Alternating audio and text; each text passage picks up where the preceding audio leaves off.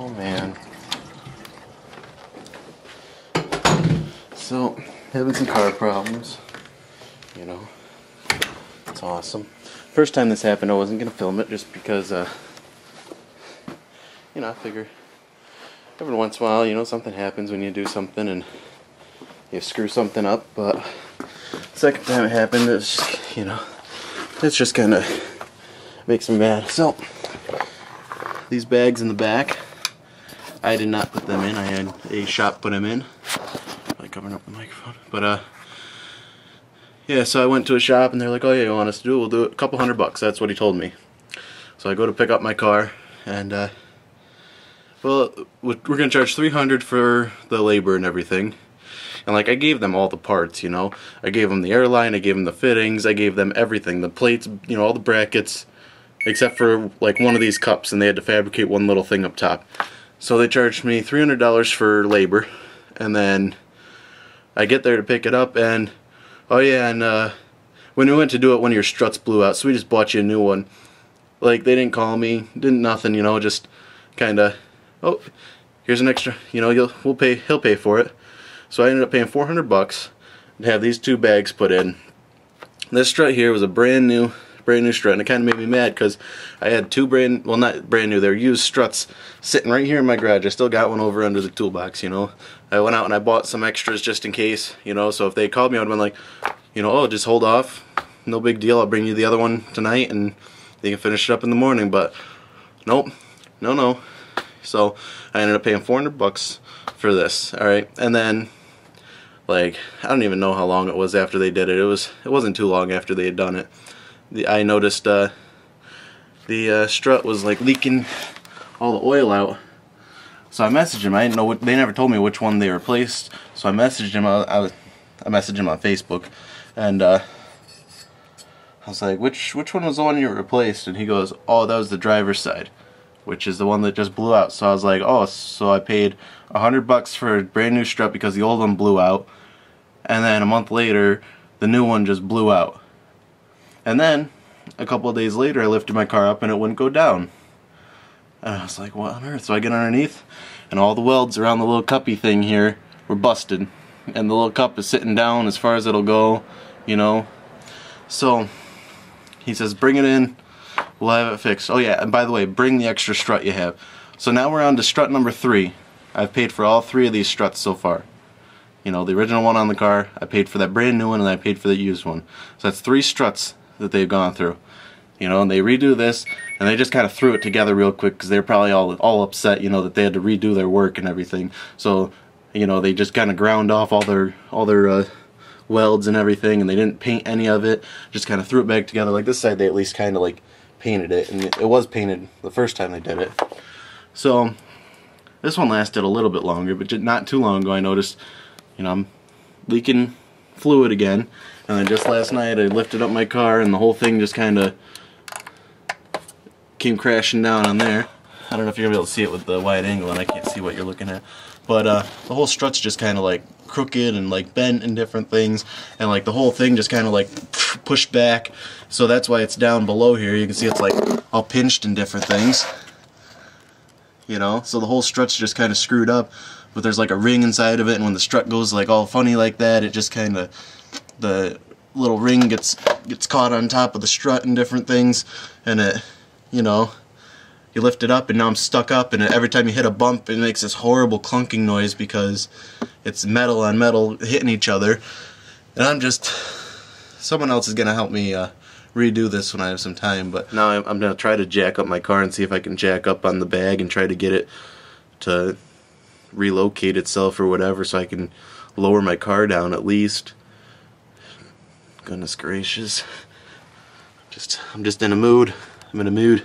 Ruined my day. Ruined it. Wow, that's hot still. Well, I did it now. Done did it. I don't know what I did, but I did it. Oh, check this out. This is new. I got this for Christmas. It's supposed to be like for your shop. You know, you put it in front of your workbench so you don't get fatigued. But I lay it on the floor so I can lay on it and I don't get fatigued.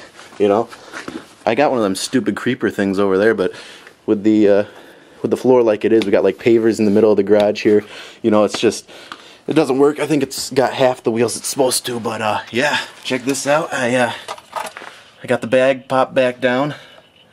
I took out like all the bolts, took off the bottom one. I sat here for about 5 hours and pried on it, you know, and finally all of a sudden it just kind of pung and went back to normal. So now we know don't lift it up all the way until I get the situation under control. Oh yeah, and check this bad boy out. Got this for Christmas. Look at it. Freaking air hammer. It's awesome. I love it. It's like the best invention ever. I was going to use it for this, but I didn't know how to use it for this. But I'm thinking about using it to open up some space in my car for some tweeters. I love it. Best present I got for Christmas. Look at that Ingersoll Rand, you know, representing. Got the air hammer in the thing. Oh, a word of wisdom for all y'all kids. When you're using one of these guys here, the little universal joint, don't stick your hand right around where it's spinning. Because 11 times out of 10 it's gonna come off the nut and then it's gonna spin around and then the socket's just gonna shoot right off, and I almost lost a finger. Oh, it was nuts. Should have been there. But yeah, now I'm just gonna like slap it all back together and yeah. Oh dang it, left the radio on. It's gonna hate me forever. Oh, wrong way. So yeah, I'm not proud of it, but I got it fixed for now. Oh, look at that, you don't even have to weld them. You can just put six of them little tech screws into there. Yeah. I guess there was some fluid left in her. But, yeah. I got her popped back into place and jacked up on the old guy. And then I, took and slammed some techs into it, you know. Not proud of it, like I said, but it'll do the trick. It'll do. So, yeah. Just gotta wait for this thing to stop peeing. So that way we don't have a mess all over the driveway. That way we only have a mess in the garage. So yeah, that's how you install air ride. Couple of tacks, we're good. Alright, so while I had the air hammer out, I decided to do some other renovations and different things. So yeah, I made these custom doodads, you know. Still some like funny spots in them, but whatever. Good enough. This one's actually like done, ready for paint and stuff. They're pretty strong too, I'm surprised. And I got that one over there. It's like nowhere near done. But yeah, I like made these and I was like, yeah, you know, then I can put my Selenium ST350s in there, and I was like, yeah, I was all excited. And so I cut out the hole and everything. I stuck it in there and it went into about there. And I was like, oh, you gotta be kidding me.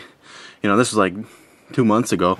And so yeah, just today I got out my air hammer and I was like, you know what, do some renovations, gonna make some room. So I took my air hammer and just kind of went nuts. Just kind of, the car's made out of tin foil, so it didn't take much, but yeah, I just kind of bashed everything in there. Guess what?